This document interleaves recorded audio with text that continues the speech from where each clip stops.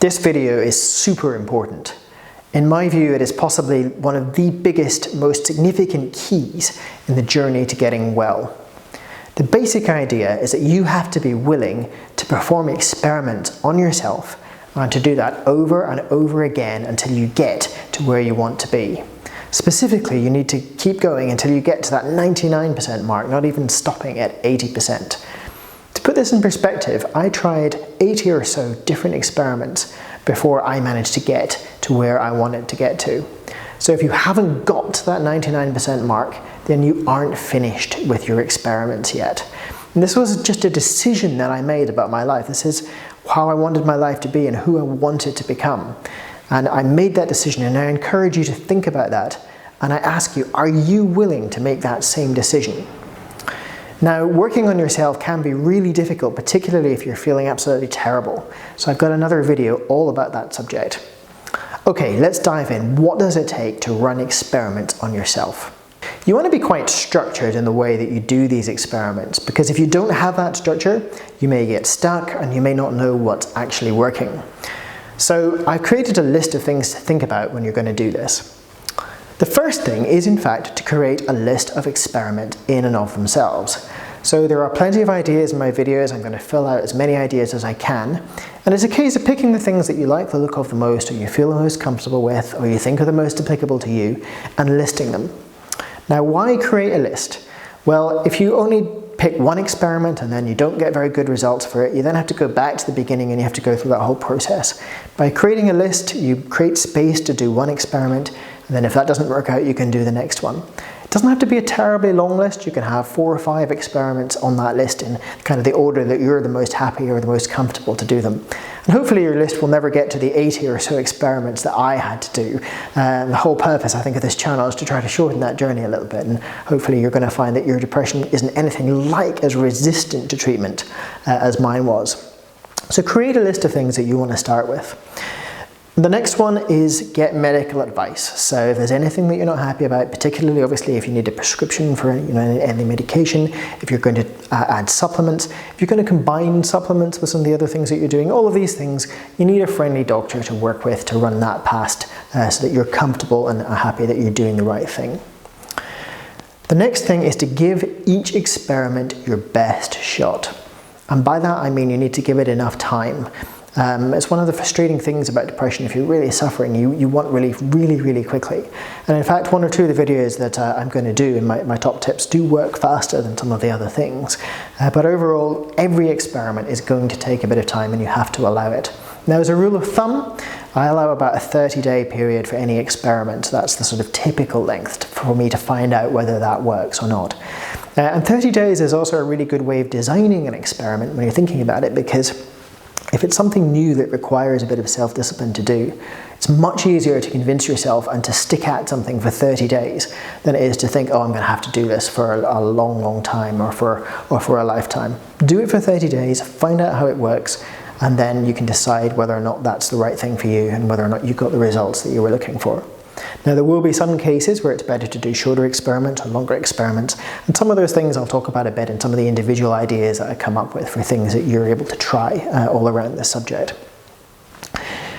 If you are really unwell, in my view, it's okay to try multiple things. You might want to look at something from the list of psychological interventions and something else from the list of biological interventions, for example. You can then kind of come back and tease out what worked by maybe stopping one of the things further down the line. As I said earlier, if you are stacking things together, do get some medical advice on what is safe to do. However, for most people, I suspect, watching this video, it is going to be about trying one thing at a time. If you're trying to go from that 80% to 90%, or you're trying to optimize that last little bit, or you're trying to improve your life when you've kind of gone a certain distance but you haven't quite finished that whole process, it's much better to do one thing at a time. If you do multiple things, then you're never really going to know what worked. So try one thing and log all of the results very carefully. I have another video on tracking progress. It's really important to do that, so I'll come back and talk about that in another video. And finally, don't get discouraged if it didn't work. Hopefully, if you've taken my advice, you've created a list, so you've got several ideas there. If the first one didn't give you the results that you want, it's just a question of going on to the next one. An awful lot of the things that I did, even things which had good evidence, turned out not to be tremendously useful for me. Doesn't mean it will or won't work for you, but don't be discouraged. As I said, it is about continuing until you get to that 99% point. Now, experimenting on yourself sounds easy in principle, but in practice there are quite a number of pitfalls to be aware of that will actually get in the way and prevent you from being effective in your experiments. So here are the main ones that I've encountered over the years. The first one to be aware of is the placebo effect. And if you're not aware of what that is, it's the concept that taking a sugar pill can sometimes have a real effect on the body in the same way that taking an actual medication does. That's why medication in general is tested by having a group of people who don't know whether they're receiving the real medication or whether they're receiving a sugar pill, to see if there is genuinely a difference between those two different groups. The interesting thing about placebos is they have an effect that's similar to a prescription or a tested medication in these sorts of studies, about 30% of the time. So not the majority of the time, but still a very significant effect. But they also do have limitations. So for example, there's no evidence that placebos are effective on shrinking tumours, but there is evidence that placebo is useful to the extent that it might help you to deal with some of the nausea and feeling unwell around cancer treatment, for example. We are quite subjective when it comes to our fake medication, our sugar pills, just in the same way that we are to other medication, to real medication. A branded placebo works better than an unbranded one. A red one is better at pain, a yellow one is better for depression. So placebos that you take 4 times a day are more effective than placebos that you take twice a day. So it's amazing the sort of psychology of it, the fact that if we think something is going to help, it can help. So this is one of the reasons why I've done my utmost to stick to the evidence all of the way through in this process, to find things that have actually got some sort of scientific basis behind them. But at the end of the day, it's hard to untangle this effect. And I've also put n equals 1, you are a single subject in this experiment. It's not like a big scientific study to prove that something works. But remember that your goal with these experiments is to get well. It's not necessarily to add to the body of science, and you just have to accept that that effect exists. Just because it does exist does not mean that the effect that you're getting is always going to be placebo as well. It's not a reason not to run an experiment. It's just one of those things that comes up, and it's one of the reasons why you want to go for evidence as much as possible. There's that classic story about somebody buying their partner a bottle of wine, and they spent $7 on it, and their partner really loved that bottle of wine, and then they found out a few weeks later that they'd actually heard them say $70. It's that sort of psychological effect. It happens in this whole process, and you can't get away from it, but it's just something to be aware of. The next one, which is very similar to the placebo effect, is another reason why we can never really tell for certain if anything that we do really has an effect. And it's something called regression to the mean. And I'm just going to show you a little graph here. What we're going to do is we're going to illustrate with our friend the common cold. So on this axis we have unwellness, and on this axis we have time. And this bar here, you can imagine that this chart just kind of extends all the way out. So this is the average line, because this is just a sort of normal state of wellness that just sits very low here, and this is a higher sort of state of unwellness that comes on the graph. So this is the average, or the mean. It's obviously, you only see it at the endpoints on this graph, but most of the time we're in this state. So along comes the cold virus, and over a period of time we start to get unwell. And then over a period of a few more days, we gradually start to get better again. So if in the middle of this process of getting unwell, grandma comes along with her really noxious, really pungent smelling sage remedy, which she's boiled and has been passed down from generation to generation, which you have to take because you have a cold, and you take it here, you are not going to know whether you got better because you took grandma's medication, or whether because you've simply, the passage of time has meant that you have gone back to the mean, or regressed to the mean, gone back to average, got well all by yourself. So this is one of the reasons why, again, we do scientific studies on drugs, and why we try to tease these kind of things apart over large-scale experiments rather than doing experiments on one person. So regression to the mean is just one of those things, again, to be aware of. And one of the things that I've done to test for regression for the mean is that I've tried some of the various supplement-based approaches, for example, and then come off them again and gone on to them. And in most cases that's made me unwell, but in some cases I've found that I've been able to come off them. So it gives you an idea, it lets you sort of tease that apart over time. But again, adding to the body of scientific knowledge is not the primary focus of this channel. The primary focus of this channel is for you to get better.